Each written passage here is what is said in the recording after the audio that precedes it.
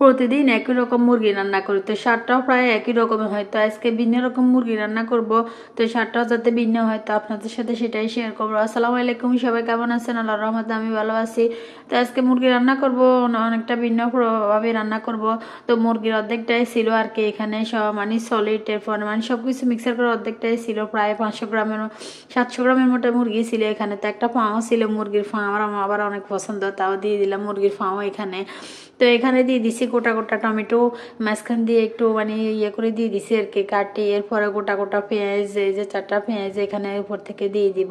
মাংসগুলোকে একটা খালি পাত্রে বসাই দিব আর কি, কড়াইয়ের ভিতরে বসাই দিব। আর এখানে এক টুকরো আদাকে একটু কাটি এই যে 3 পিস করে দিলাম, আর দিয়ে দিব 4-5টা এই যে গোটা কাঁচামরিচ আর কি এখানে দিয়ে দিব।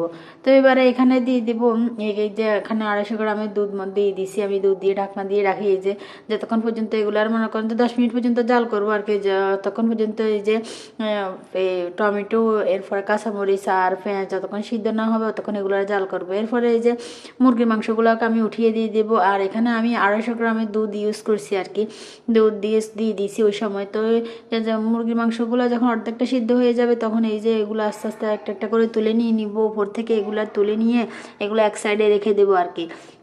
তো বাকি পাত্রের ভিতরে যে এই যে টমেটো, এরপরে কাঁচামরিচ আর পেঁয়াজের যে মিশ্রণটা রয়েছে দুধ সহ, এটা আমি রসুনটা প্রথমে অ্যাড করতে ভুলে গেছিলাম, তো পরে আমি রসুন কয়েকটা অ্যাড করে দিয়ে দিচ্ছি। তো এবার সবগুলো একটা ব্লেন্ডার জারে দেবো, ব্লেন্ডার জারে দিয়ে এগুলো ভালো করে মিহি করে ব্লেন্ডার করে নিব আর কি। তো এই ব্লেন্ডার করার সময় আমার ব্লেন্ডারে দুধের পরিমাণটা একটু বেশি ছিল, তো আমি একটু দুধ বাটির ভিতরে হালকা মানে তুলে রাখছিলাম আর কি। দারগুলো সবগুলো ব্লেন্ড করে নিয়ে নিছি আর কি। এই যে আমার সবগুলো অলরেডি ব্লেন্ড করা হয়ে গেছে, এই যে ব্লেন্ড করা হয়ে গেছে। এরপর আবার কড়াইয়ে দিয়ে দেবো পরিমাণ মতো তেল, আর এখানে দিয়ে দিব তেজপাতা, দারচিনি, এলাচি, আর এখানে দিয়ে দিব জয়ত্রী আর কি। জয়ত্রীটা দিয়ে দিলে মাংসের ভিতরে খেতে একটু ভালো লাগে। যখন এগুলো ভাজা ভাজা হয়ে যাবে এই যে তখন ওইগুলোতে ব্লেন্ড করা যে মিশ্রণটা ছিল ওইগুলো দিয়ে দেবো। এরপরে এটাতে পরিমাণ মতো লবণ, মশলা, মানে সব কিছু যা যা লাগে আর কি সবগুলোই দিয়ে দেবো আর কি। এটার মানে সবাই তো জানে আর কি।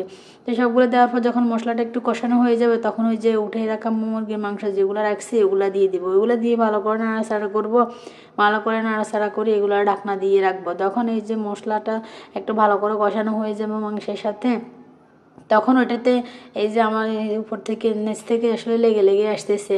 তো এখানে ভালো করে নাড়াচাড়া করে দিয়ে এই যে আগে যে আমি ব্লেন্ড করার সময় যে খানিকটা দুধ দিয়ে উঠায় রেখে দিচ্ছি দুধের, ওইগুলা দিয়ে দিব আর কি। তো ওই সময় আমার ব্লেন্ডের সময় তো একটু বেশি ছিল, তারপরে আমি রাখে দিচ্ছিলাম আর কি ওইগুলা।